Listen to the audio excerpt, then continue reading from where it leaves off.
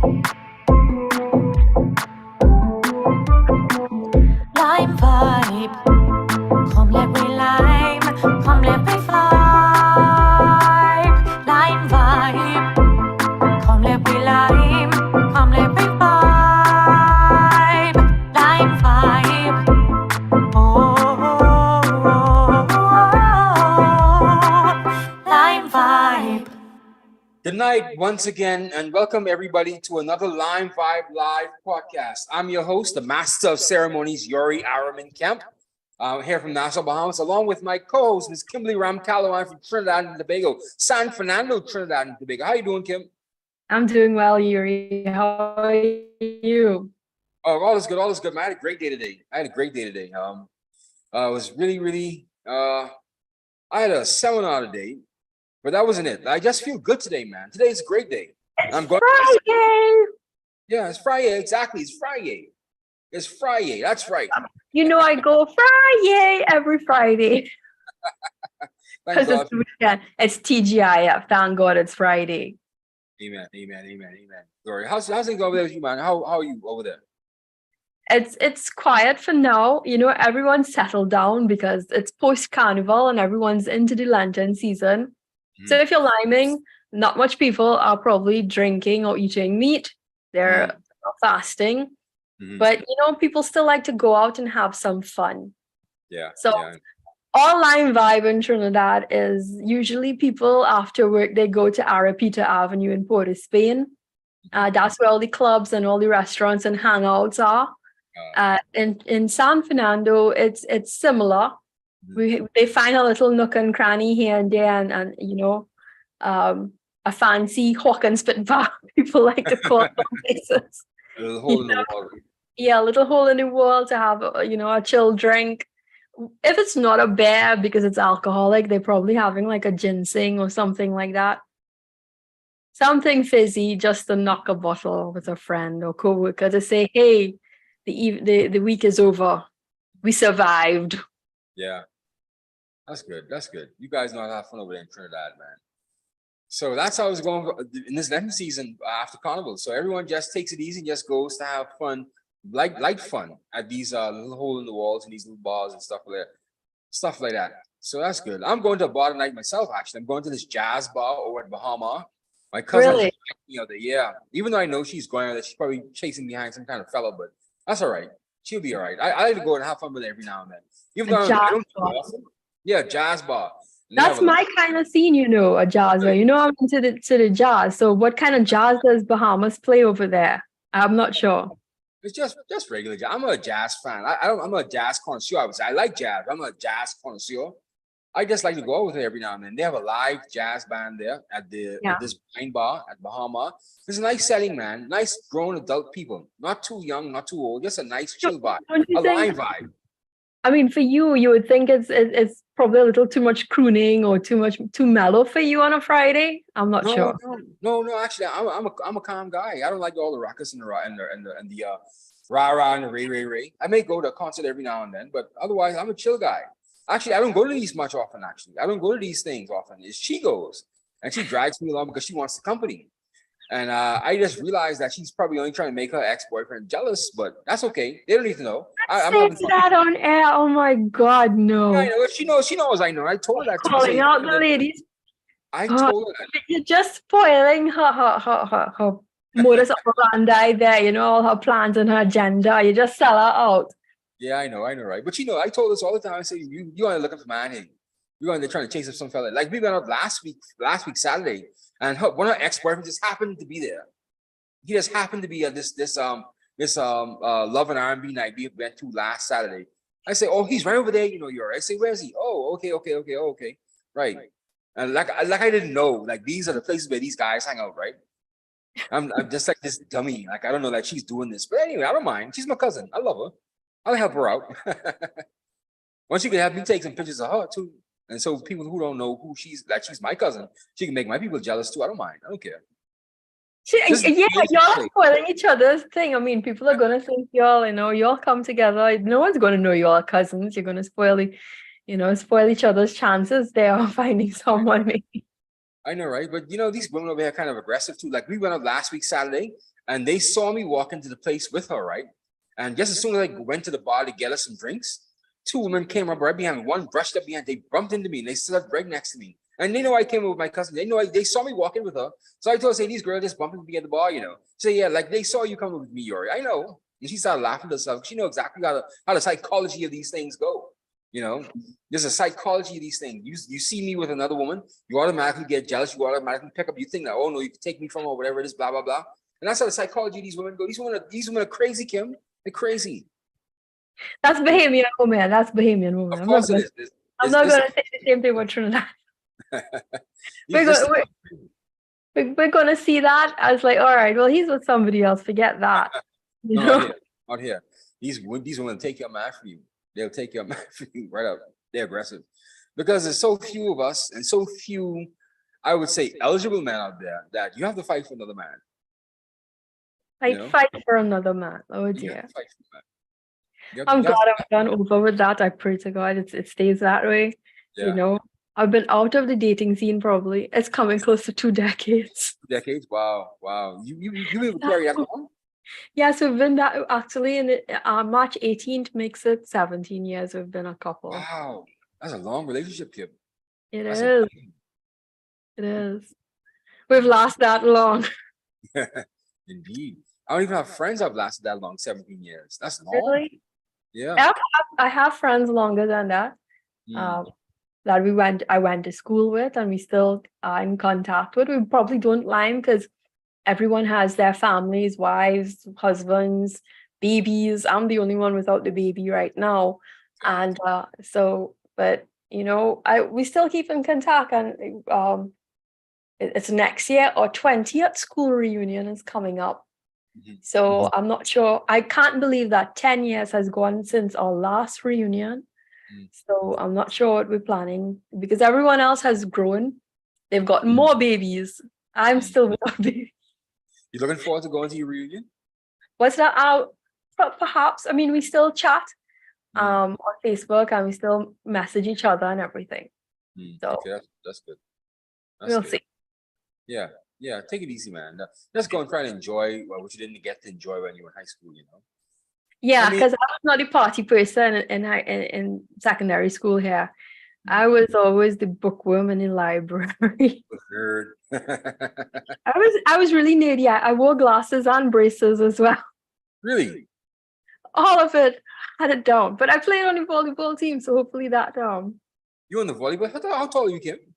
I am 5'4". Between 5'3", 5'4". And you were on the volleyball team. Yeah, I'm not that tall, but hey, So you got hops. You got hops, yeah. Kim. I could have jumped. I could have, spiked it far enough. I would love to see that. Because I don't see you jumping over the net. And I was a swimmer too.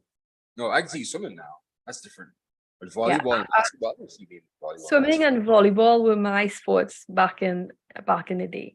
And I still like to go swimming, but since COVID, all these swimming pools have been locked down and things like that. So I have not been in a swimming pool so much. Okay. Hopefully I can get back my routine, make my laps and everything. Hopefully you could, man. But you don't like the beach? Yes, but for us, the beach is it's about an hour and a half drive for us. I mean, even though I live close to the coast where I am, San Fernando is right off the Gulf of Paria. It's not waters that you're going to go and take a dip in, even though some people, they do go and take a dip in. I don't think it's that clean because, we got the industrial area in Point Lisas and or whatever pollutants coming out. The San Fernando General Hospital is right by the wharf as well. Yeah. And whatever is coming down into the ocean there. And people do go swimming, but I won't. Yeah, you take a swimming and you come up with gills and fins, man. Come on, and I come up with something else on my skin. Yeah, I know. You wouldn't want to chance that. I have to learn how to swim better too. Actually, I am planning to go scuba diving. I told you that, didn't I? Yes, you did. Yeah, I'm planning to go scuba diving. My neighbor agreed to go with me. I think it's good to go in pairs, or at least go with somebody that you feel comfortable with. Yeah. So we're going to try scuba diving sometime this month. I'll tell you how it goes. Yeah, but I could barely swim, Kim. But I want to conquer all these fears. I want to go swim in a pool first. I mean, When you're learning to do scuba diving, are they training you in a swimming pool first, or they Yeah, just throw you out? I've seen the package online. They start you off in the pool. They start you off in the shallow end. They take you off in the deep end. Then take you out to the beach. Then take you out deeper into the water. So it's a step-by-step progression. It's about 4 stages, and I can manage that. I'll stick with it. I'm not sure if I'm brave enough to go diving and deep water diving anymore. In my teenage years, I was probably more into it. Good And the chance. furthest I probably went was probably 12 feet, and that's it. Wow. But right now, I don't know. I feel like my lungs collapse because you feel it with age, you with age, you feel like you don't have that stamina and holding power to hold your breath that long. I don't know. I don't know what you can, but I feel invigorated, man. Something happened over the last year in my life. And I only could say it was Lord Jesus Christ. And I just gotten this energy. I want to do so much things, man. It's so vibrant, and it goes more towards than just, finding a stable job after so long. I just have this reinvigoration. I just want to do all the things that I missed. I didn't have a chance to do. I was afraid to do.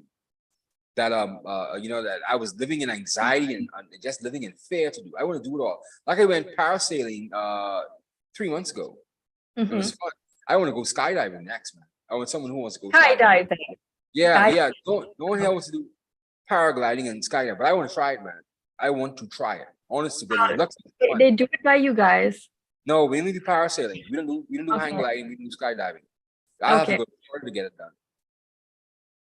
But I think that comes with, how you've been jogging a lot lately. To me, when you jog like that and you make that distance, for some reason it opens up your mind. I realized that when I used to jog that way, all sort of thoughts go through your mind, and it's like, you just begin to think about exploring the world while moving on your feet that way. Yes. As you're covering some kind of ground and you're going the distance. And I think it's a matter of going the distance that creates that feeling to just do something different. Yes, it's mind over matter. Actually, I get my best brain rushes, my best thoughts when I'm about 3 miles into a long run. And all these things just start coming to my mind. So, oh, I should do this and I should do that. And I go back and I apply and it works out because I get to think about it more clearly, more crisply. Yes. And it feels better. Yeah. That's why I'm addicted to jogging, actually. I'm addicted to it. And it doesn't have to be fast, just enough that you could actually, or you could do it in spurts. You can slow down to about 5 miles per hour. You can speed up to about 7, 8. And just once you get that rush and you feel that challenge, it's a challenge, man. You could actually do that. I'm a human being and I can do that. I can go 10 miles. And it's very exhilarating. Actually, it's getting me so hyped up. I want to get back into the boxing gym again. I want to box again. Yeah, I'm going to do it again too. I went to the National Boxing Gym last month. I met up with one of my old sparring partners. He's a coach now. And so he said, yeah, you can come back. He's a coach. And he said, you can come back and you can join me. But he's costing too much though. But I'll pay him though. I'll go back with him. I'll try again in the gym. Yeah, because it's exhilarating. These things invigorate you, Kim. You get advertising on Caribbean Magazine. Yeah, exactly. Exactly. He went to the Olympics too, actually. Wow. He went to the Olympics, but he didn't go very far, of course, right? But still, at least he made it there. That's representing your country. It takes a lot of courage, and to reach that far, it takes something out of you to do that. It does. And kudos to him, man. So he had a colorful amateur career. Actually, I think I was his first actual fight. When we first started over 20-something years ago, I was his first fight. He won that fight, though. I beat him up in sparring plenty times, but he won that fight. He just kept on growing and growing and growing. Okay. Yeah, so, I had fun, man. I wish I had tried it when I was a little younger. I got into it a little younger, but my dad wasn't around.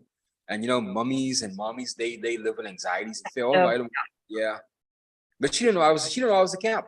She did not know I was a camp, and I have to do these things. Like now, I want to go skydiving. I want to go scuba diving. These things I want to do. You can't live in fear. You just can't live in fear, Kim. You cannot live in fear. You have to live with some sort of courage inside you to tackle and take these things, because life isn't easy, Life is hard. And life is a constant challenge. You have to accept challenges, man. You just can't shrink back and say, oh, no, I don't want to do it. No, you have to embrace the challenge, man. That's why I take life now,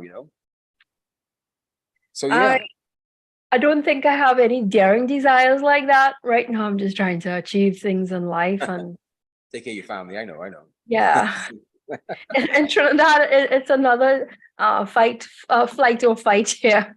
Yeah, I know, I know, So, I know. Well, speaking about fight or flight, you see the United States now, they're taking gun trafficking to the Caribbean a little more seriously. The United States State Department put out a 10-point bulletin saying that they're taking gun trafficking a little more seriously in the Caribbean. They've actually set up attaches around all their Caribbean embassies. And also they said that last year they confiscated at least 200,000 rounds of ammunition heading to the Caribbean. And they also confiscated nearly 2,000 guns, no, 1,000 guns, sorry, that was coming into the Caribbean. And this was after, our Caribbean leaders, they went to Washington, D.C., and they spoke to Kamala Harris and said, you have to do something with all the guns that is coming into the Caribbean because it's actually fueling all the violence. And so I think that's a good positive step the United States took. They're actually trying to curb some of the guns that are heading towards Caribbean, even though I know it's a drop in the bucket. 1,000 weapons is a drop in the bucket because what they've actually get through in through the Caribbean and Latin America. But it's a good start. And they're looking at it, they're taking it, they're actually having an account for it. That's good for the United States, I think, because we need that kind of accountability from someone, from an adult, because we'll just buy guns. Now we don't make guns, and it only kills our young people, and so many innocent people get hurt. I think it was last year sometime. A young boy, he was just sleeping in his home, and a stray bullet came through his wall and killed him. They were but trying to get this. you know the situation in Trinidad for sure. Yeah, yeah, I know. I mean, every day our police service is they're seizing, ammunition and weapons. And the kind of guns that you're seeing, it's like, wow. And they're using this to rob people. So, I mean, I think what the America, they launched something called a CCGUI, what's the Gun Intelligence Unit in the Caribbean. Right. Gun intelligence, that's right. Yeah, and they're supposed to be working with CARICOM impacts. Yeah. And actually, I met the head of that agency here in the U.S. Embassy here this afternoon. Actually, she was at a symposium I was at today talking about corruption. Yeah, I met her. Nice lady. She's so unassuming. Yeah, so she went to tell us that all the work that they're doing in regard to making sure that all these embassies are in the Caribbean, they're staffed with someone who can actually speak to and liaise with the GCCI? The Caribbean Crime Gun Intelligence Unit, the CCGIU. CCGIU, yeah. And she said that everyone, I just can't remember that acronym. I'm sorry, Kim, but she said that all these embassies around the Caribbean, they're going to be staffed with someone who's an attaché that could actually deal with firearms, particularly firearms, not guns and firearms, but particularly firearms, the illegal trafficking of firearms. And that's good. That's a good step for the United States. Yeah, because this is quite important. I know that in Trinidad, I heard that they brought in someone with Homeland Security, and I'm not sure what ATF and things like that, but and Interpol, of course, is involved. But they're monitoring everything here in Trinidad for sure. While they made it known some time ago, probably a year or 2 years ago, that they made their presence known within the embassy to monitor what's happening with our firearms influx. Yeah. Because it is, I mean, if you look at it, right, they are the one, it's where it's coming from. It's coming from America. Yeah. Firearms are being made there, and it's coming from them to our shores. Yes. And we're not getting them from Europe, and we're not getting them from Israel. Exactly. Yes, they do need to take some level of responsibility when it comes to that. You see what's going on with that and within their country alone with the NRA. So I mean, they need to get hold of it in their own house and whatever is being exported from there. Now you want to hear something, Kim? I am not against their Second Amendment rights. Actually, I wish that the Caribbean had some sort of second right to bear arms. I wish that we had it, but at the same time as well, we need to control it a bit more. We need to appreciate the right to bear arms. We have to train our society to actually love and appreciate one another a little better, because guns don't kill people. People kill people. People kill, yeah. Yeah. So it's not the guns per se; it's the people. Because without the guns here, would these guys be still fighting over drug territory? Maybe so. it wouldn't be as deadly, but maybe they still would be fighting over drug territory. Because the guns have, you know, accelerated this warfare on the streets, and innocent people are getting hurt now. Yeah, and they use it as part of their domestic terrorism. Yes, yes, yes. You know, they call it domestic terrorism, but almost every week and a few times for the week you hear of gun violence in America. Yeah, yeah, And, yeah. and it's mass shootings that's really affecting them. Yeah. And Yes. so it's something I thank God that we don't have that issue here in Trinidad. Even though we have the guns, I don't ever want to see something like that happening because it's really painful and heartbreaking Yeah. for any family member to endure. Yeah, yeah. And actually, social scientists now they're now coming to grips with why is this a white man problem? Why is this mass shooting situation a white young man problem? They're trying to Yeah. find why these white young men are so marginalized.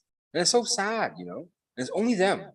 And it's only that particular group. Well, you may have a few other races that get involved. Predominantly it's the young white male that would take up a rifle and go and shoot up everybody inside a club or shoot up everyone inside a school. And they need to find why these young white men feel so disempowered and so weak, you know, that they would do something like that. You know, But- I think that every now and then the conversation revives itself that, oh, these young white men, we need to do something about it, but they haven't actually done anything about it. So I don't know what the Howard scientists, the Yale scientists, the Cornell social scientists, I don't know what they're doing, but they need to get their best minds around this, you know, because it's sad to see it happen every day, because I don't want to be in America, in South Florida or Atlanta or Alabama, and I'm a victim or I'm involved in a mass shooting, because that could happen anywhere inside the United States.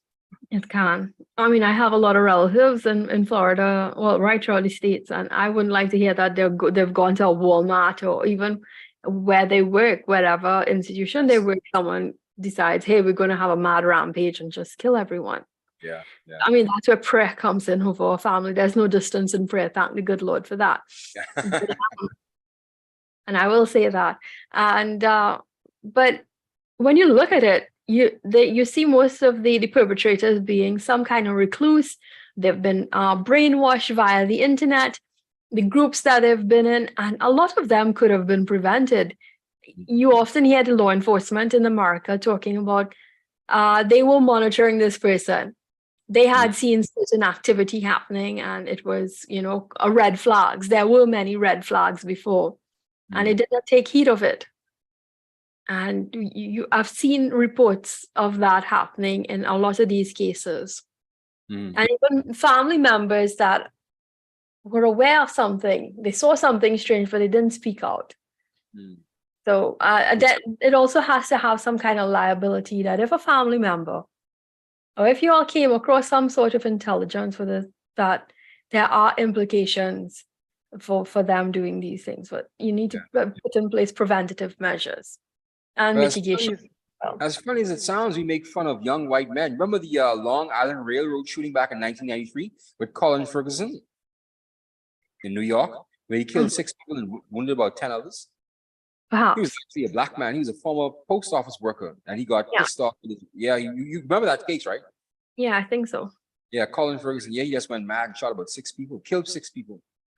Yeah. And that's when mass shootings really started to take over inside the United States. So it was a long gap between him and the next shooting, which was Columbine. Remember Columbine, right? Yeah, I know Columbine. That was the worst. Yeah, that was the worst one. Then after that, we had the Parkland shooting, all these other shootings. It just got sicker and sicker, man. So I think Columbine set the standard, and for that trend happening in their high schools. Yes. Young white men. Yep. Columbine was frightening, man. It You was. watched Roger Moore's documentary on it, Shooting for Columbine? I No, probably Bullying for Columbine, sorry. no. Yeah, Roger Moore's documentary, it gives you an enlightening look at how these mass shooters are created. Because these guys, just like I said, these are loners, guys who were by themselves, socially ostracized, and nobody was paying attention to them until they actually came and they shot the school. You know, is this disassociation with society? Is this distance from society that caused them to just go mad? And they couldn't take the rejection. They couldn't take the rejection, Kim. Yeah. You know, but that's not our problem here in the Caribbean. We don't have those kinds of issues, but it's just good to talk about it, you know. That at least Their guns are coming into our shores. Yeah. We have those AR-15s coming in, and I've seen it in action when they catch them coming and just killing people, business owners. All I'm seeing is the fire, spitting out of the gun itself. Yeah.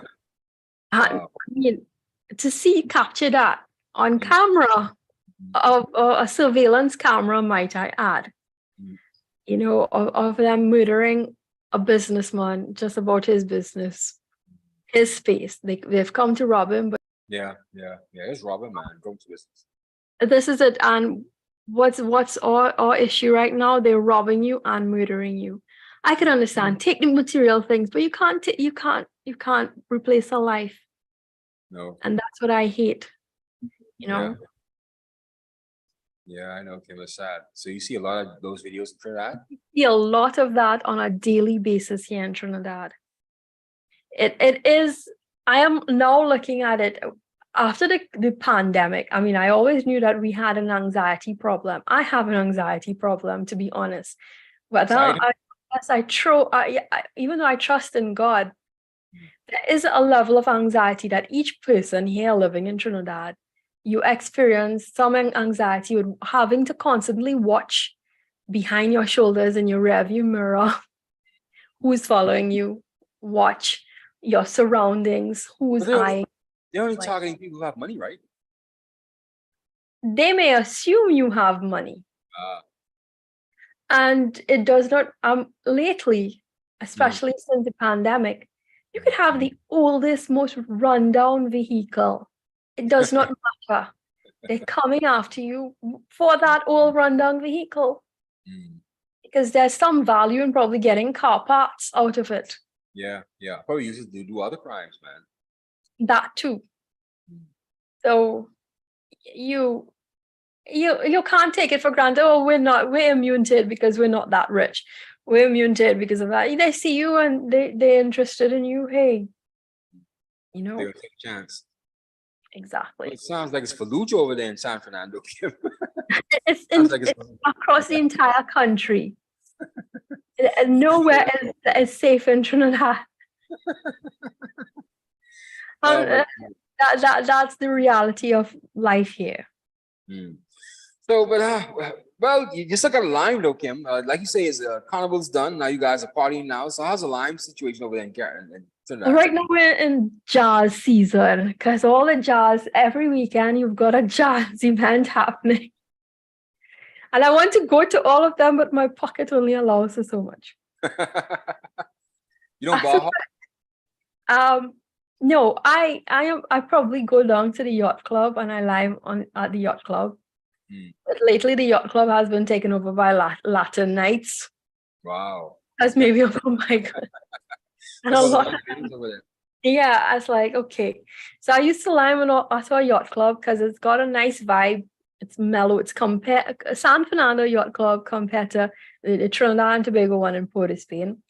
You've got a nice mellow view of the Gulf of Paria, and it's you just sit down and have a cocktail, a drink, some little finger foods, and relax.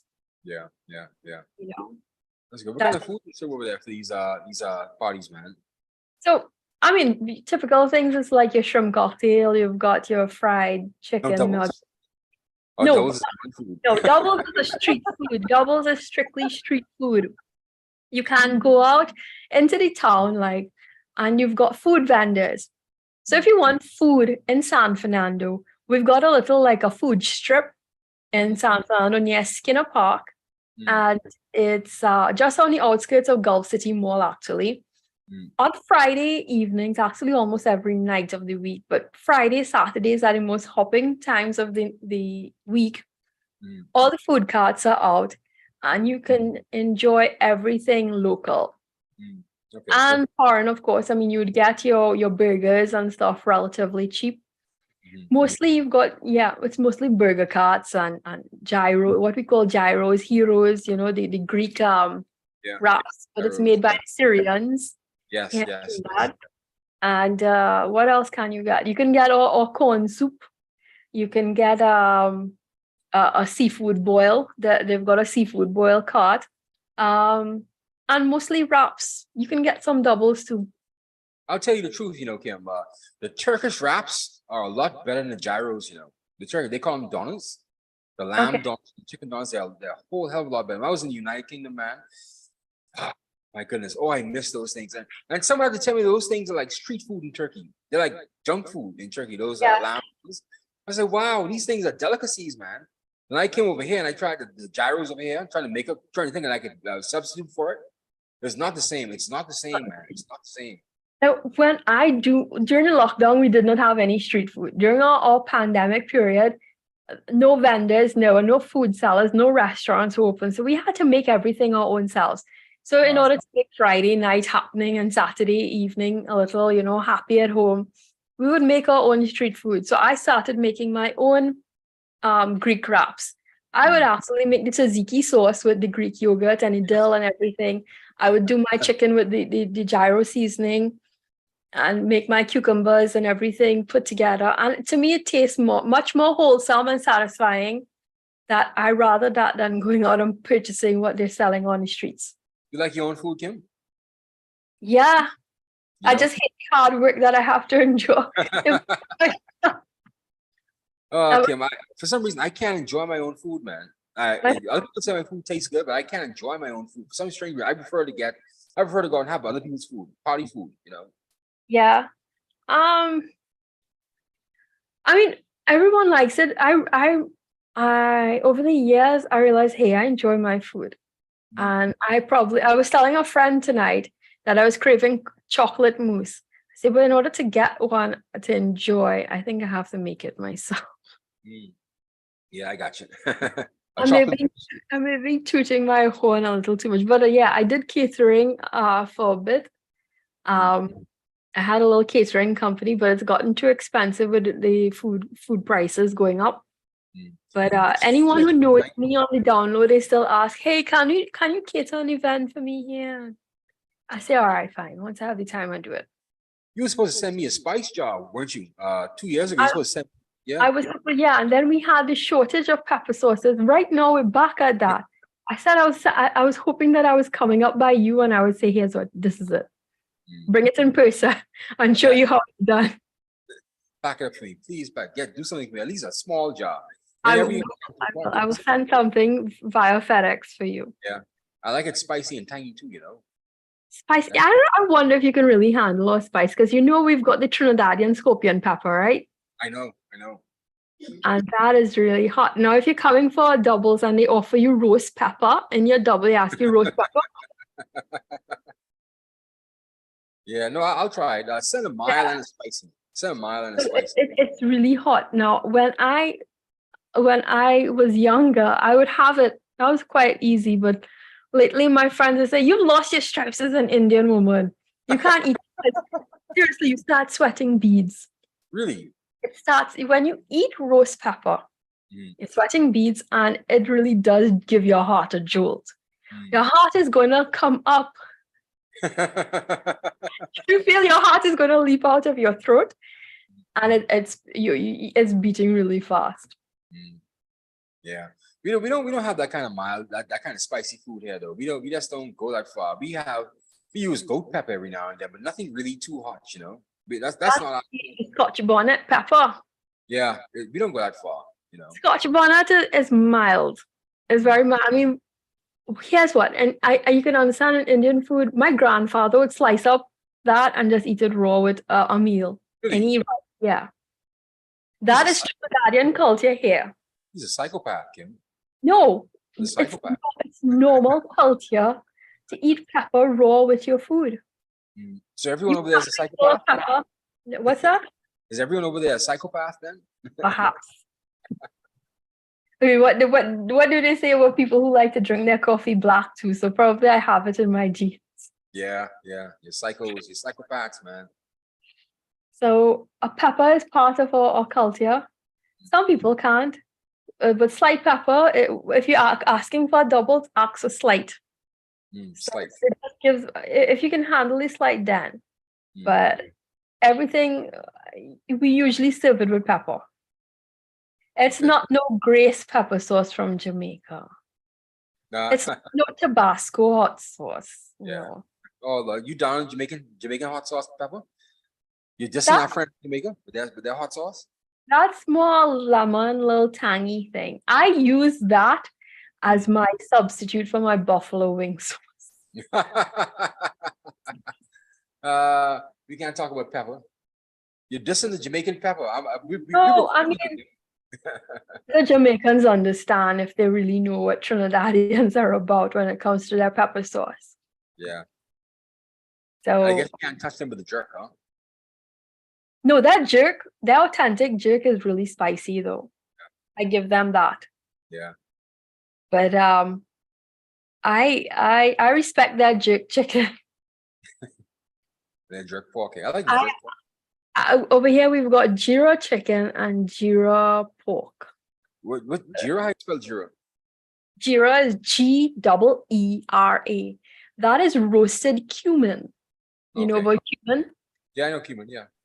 So it's roasted cumin ground into a powder, and we toss our seasoned chicken with some ginger, and we fry it in some hot oil. Not fried like deep fry, just you kind of like sauteing it like a stew until it burns, and then yeah. That tastes good, Kim. So yeah, and then I usually serve it with something called pepper roti. So it's roti, it's a flatbread. My grandfather, authentic Indian in Trinidad, they grate potato, grate carrot, grate cheese, and we put onions and pepper. Put another flatbread on top of it and cook it on the griddle, which is what we call a tawa. See, So that's how your culture has developed over the years, you know. There's such an infused culture of African and Indian and European influence, man. You guys that's Trinidadian, or Indian side of that's Indian culture, that's Indian cuisine in Trinidad. So doubles is Indian cuisine. What do we say? The corn soup and the callaloo, that's the African Creole flavor and things like that. So you can get corn soup on the cross. You can get I think the sauce. You all have sauce? Yeah, we use sauce. Yeah. Yeah. I can't remember how you all serve the sauce though, because we have it's the meat boil, like the pig foot or the cow heel. Yeah, pig foot, chicken, or sheep tongue. Sheep tongue, right? No. Sheep tongue. Yeah. Oh, that tastes lovely, Kim. Really? Yeah, you have the spice balls, the potatoes and the onions, you chop it up and you boil it down. Actually, you got to scald. Yeah, you all put the potato in it, right? Right. That's how I remember. I think one of the fast food chains was trying to sell it some time ago. Not so. KFC in the Bahamas is selling sauce. That was strange. And people say it didn't taste bad. I didn't want to try it. I don't want to try no sauce from KFC. But if people say it tastes good, okay, well, fine. But it wasn't for me. We boil it, but it's boiled, but we add lemon juice to it, and we add sliced up cucumbers and onions and pepper. Yeah, we add lemon juice sauce too. Yeah. No, not lemon juice, real lemons, real limes. We don't use that. Yeah. No, it's real lemon. It's fresh lemon juice. Okay, good. I think we add a little bit of white vinegar, and obviously you've got the peppers. What else do they add? And then we've got the culantro, which is what we call the bandania. Yeah. That adds that flavor. So yeah. And then you could add pepper and make it spicy. Well, here we use pepper too, but here it all depends on the person who's making it. You could add your celery, you could add your cilantro, you could add your potatoes, as much potatoes you want, onions, garlic, hot peppers. All depends on the actual chef and how they make their sauce. Yeah. So an individual recipe for each house. It's just meat, cucumbers, and the onions. We don't have any provision or anything in it at all. Okay. You use cucumbers? No, we don't use cucumbers. Yeah, we use cucumbers. Cucumbers, the meat, the onions, the pepper. Basic. The lemon juice. That's basic. Bahamians think that sauce is theirs, They don't realize people have sauce all around the Caribbean. All throughout the region. And one time there was an American food review that was showing you, not review, like an American cookbook online.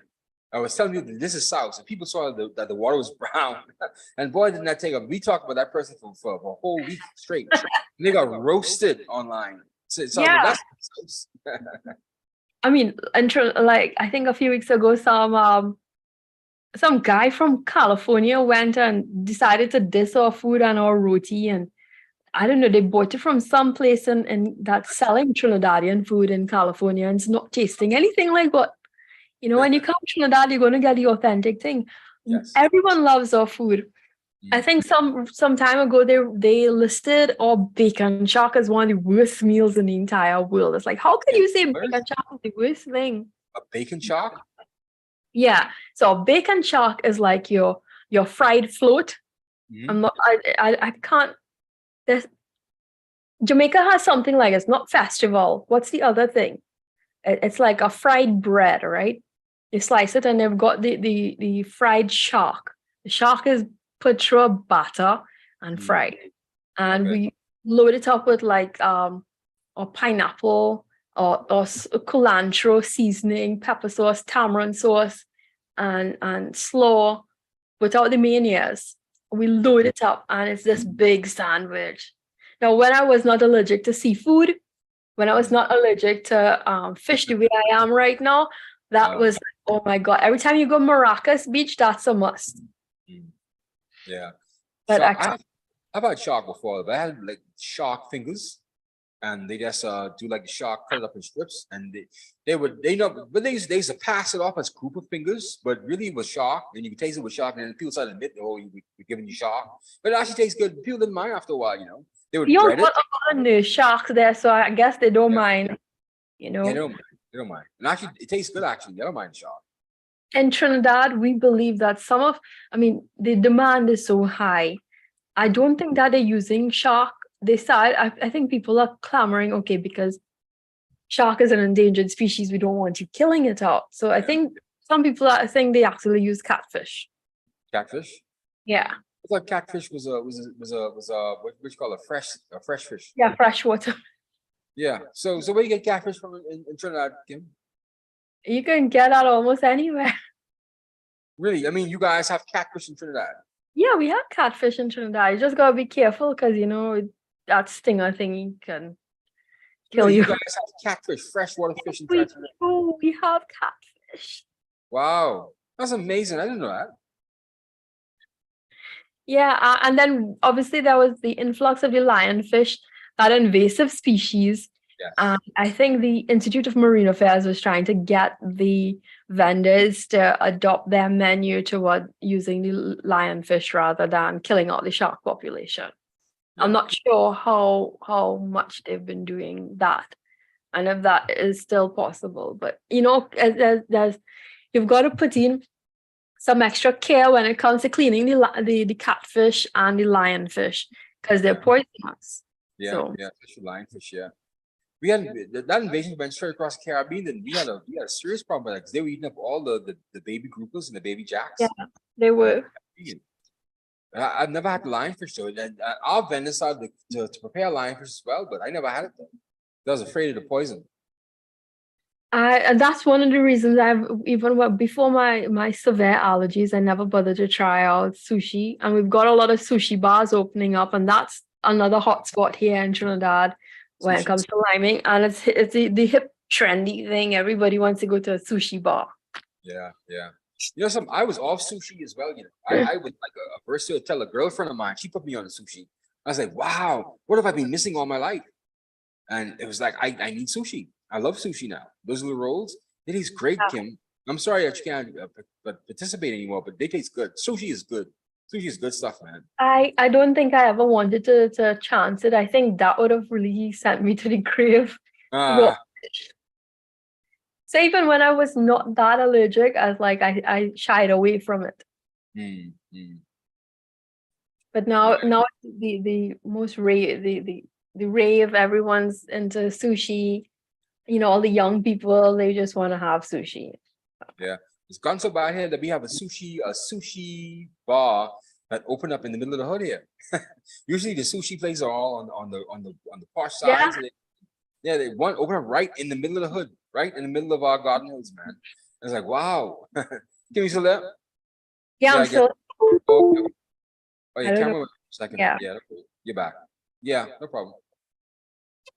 Yeah, open up in the hood. My camera, the battery once again. Oh Lord, don't worry about it. You're okay. Yeah, so I was saying, yeah, open up in the hood, Kim. That's how the demand is for the sushi, and it's a nice restaurant too. You know, it's not like some rundown place. It's actually they're trying to gentrify that area probably, and so this place is like a lighthouse in the dark. Like it's just this one magnificent little restaurant in the middle of the hood.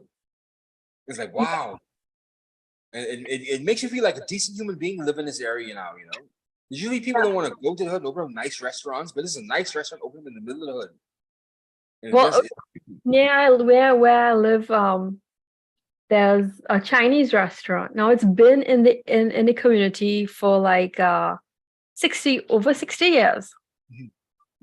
And around it has become like a hood area. You don't want to go and park there anymore. But I mean, I grew up as this is how many years ago in the 80s. My parents used to take us there. It was a fancy restaurant. You go there, you dine, and you're getting served. And to me, they have some of the tastiest food. Whenever I want a wonton soup, a chicken wonton soup, they're the place that I go to. I got you. You like they serve dim sum? You like dim sum? No, they don't do we've got a dim sum restaurant, but because I don't eat pork and beef and things like that. Most of the things in the dim sum menu has pork and beef. Yeah. So I go when I have dim sum, I make a pig of myself. I eat it all. Yeah. yeah. No, it's interesting, but I'm thinking about doing my own dim sum. You know, I because of how I eat and things like that, I think I may, consider doing it, making a version of it myself. Okay, your own dim sum. Yeah. So it will just be like, focus on chicken and duck and things like that. That's poultry. I only eat poultry. I'm boring. Oh, okay. I used to eat beef. I used to eat a lot of pork. I used to eat I used to eat a lot of things other than sorry about this. Yeah, I used to eat all the meat, but after I had some allergies, I cut off. Can't do it anymore. Wow. Getting older, Kim. Since a child, I turned vegetarian when I was 13 at one point, and at 13 I went full vegetarian, no meat, until I one weekend by my uncle, and I was forced to starve, and his girlfriend bought me KFC because no one was cooking that day. Yeah, wow. Sorry, Kim. I tried it one time too. I went vegetarian. I was a Rastafarian one time, man. So you had dreadlocks, Yuri? I was trying to grow it. I didn't get that far. I couldn't stick with it. How far did you get? Did you get one cool, like what Coolio had, the little sticker? No. Actually, it didn't even get as far as an afro. I was a Rastafarian for a very, very short time. Didn't last very long. That means you have to I tell. Yeah. And actually, Asian food tastes great, Kim. It's very healthy. Yeah. One of my high school buddies, he was Rastafarian around the same time as well. He used to cook all the Asian food, and he used to serve it to me, and it was nice, man. It really tastes good. But the thing about it is, Kim, I remember my aunt one afternoon, she was frying pork chops. I could not resist. I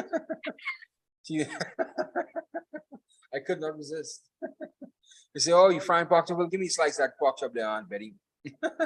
And that was the end of that. I couldn't do it anymore, Kim. The spell was broken. I've gotten accustomed to that. I've tried at times to go back to eating the pork and the beef, and I felt really sick. Really sick. Like, okay, because I grew up with my grandpa and my dad. They're real meat mouths. And I would be in the kitchen with them cooking pork and cooking beef and cooking everything. And for me to, as a little girl, we had this really huge burger. And they had a competition, so if you couldn't finish that, And 9 years old, I could have finished that huge burger.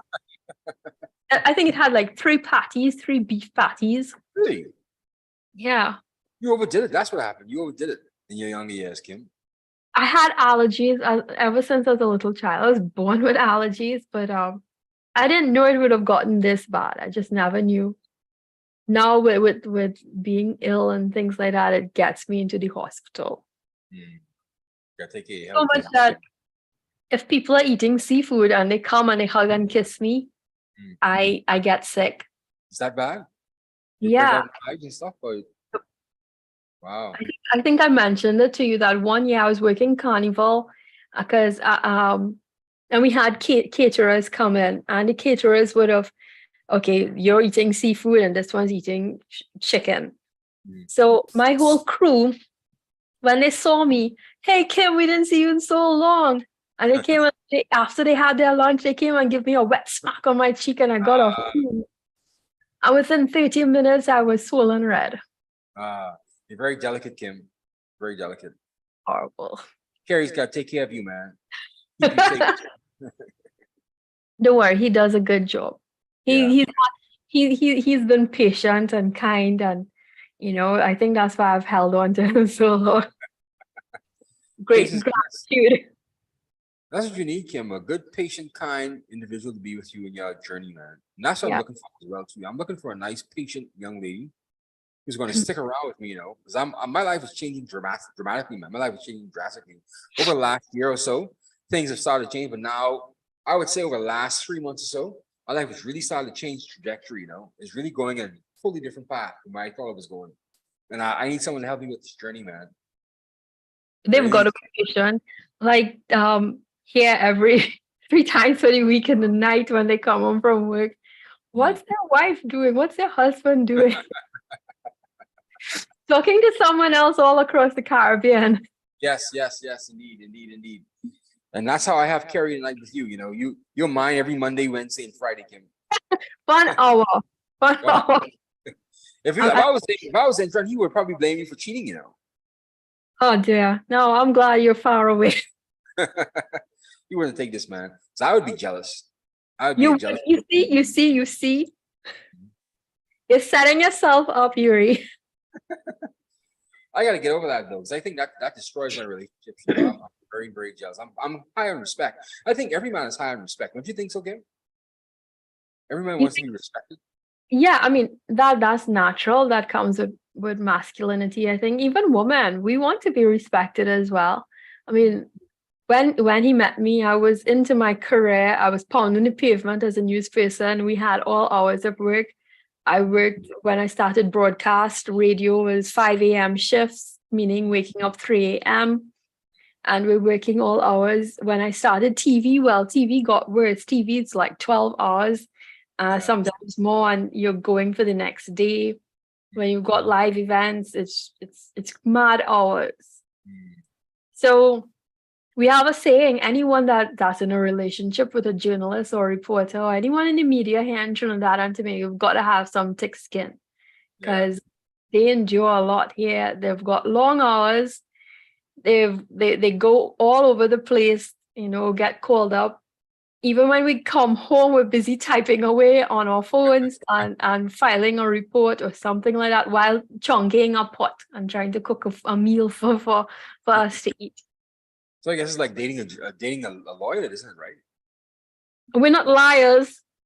Oh Lord, Kim, look where you going, Kim. Oh my goodness. All of our lawyer friends, that is Kimberly from Calawan saying you guys are liars, not Yuri Kemp. I love my lawyer friends. It is a notion that anyone's a lawyer there, they have a good sense of lying. Yeah. They know the law, Kim. That's what they know the law. They know the law. Yeah. Lawyers know the law.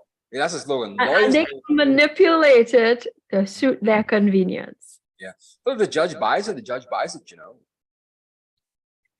Judges are not supposed to be biased. They're supposed to hear both sides. I say if the judge buys his line, the judge buys his line. He's not forcing anybody to believe him. If the judge believes it too, what do you want him to do? I used to disrespect lawyers as well. I'm wondering right now if I was hating back then or what, but I've grown an appreciation from now, because I realize all the work that they have to do to actually become lawyers. And it's a real rigorous work, Kim. Really rigorous work. It's a lot of reading. It's a humbling experience, actually. It is.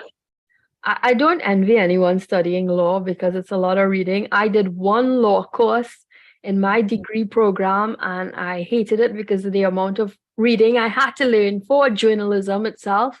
And Yes. that just really deals with defamation and libel laws and what happens with the media and freedom of speech here in Trinidad. And that is what was my law course. I mean, and we had to look up a lot of cases and things like that. No.